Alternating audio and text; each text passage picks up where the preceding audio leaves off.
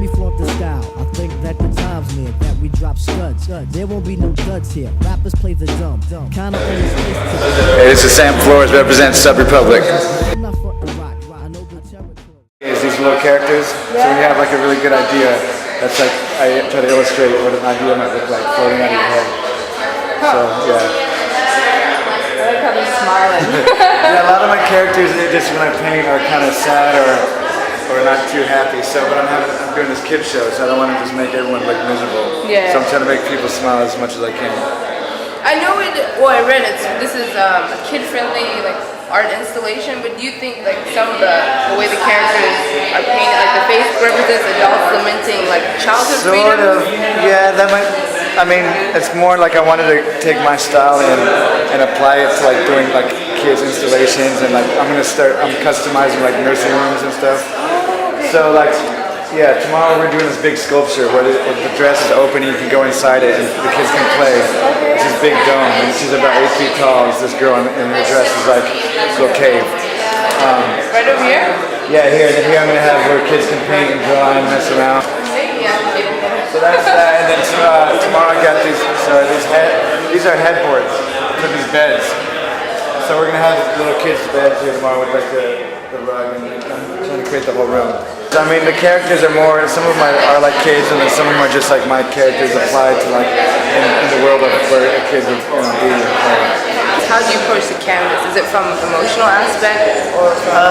It always changes. Sometimes it'll just be like I'll have an image in my head or just color scheme I want to do. Sometimes I'll be walking around the city and like I'll see someone walk in front of a color of a wall and like maybe something else will pass in front of me. Like I'll just freeze frame it in my head and be like, oh, that's perfect for painting. So it always changes. Or I have a mood or emotion that I want to kind of create. So it's, I guess, never really the same. Because I hear like people like who have designed clothes, they'll do the same thing. They'll see one thing, like a logo or some graphic on a shirt, and then they see another shirt that's a different color and they put the two together. Yeah, something just like you standing in front of this purple. I'm like, oh, like I can, with the pattern on your shirt, I can paint that, in a certain way, and it would be perfect. Huh? Yeah. That's interesting.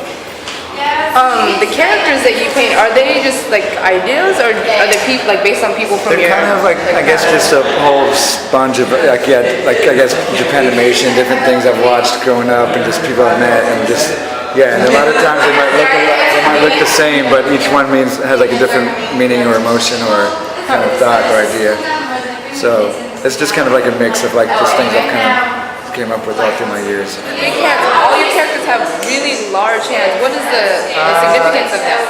It's, I guess growing up, when I first started drawing, hands and feet are really hard to draw. Yeah. So I practice them a lot, so I think I'd always just kind of exaggerate them and kind of highlight that.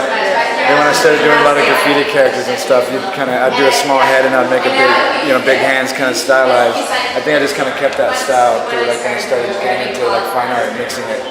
I kind of kept a few in like the hard outlines, hard illustrated outlines from like doing a lot of, I guess, comic book stuff and graffiti characters. I kind of kept that look and with the big hands and stuff. A lot of it changes. I like that you can tell a lot about someone, like how their hands are placed. Their face might be totally plain, but if their hands are kind of really stressed or how they're expressed somehow, you can really tell what they're feeling. You mentioned something about graffiti earlier.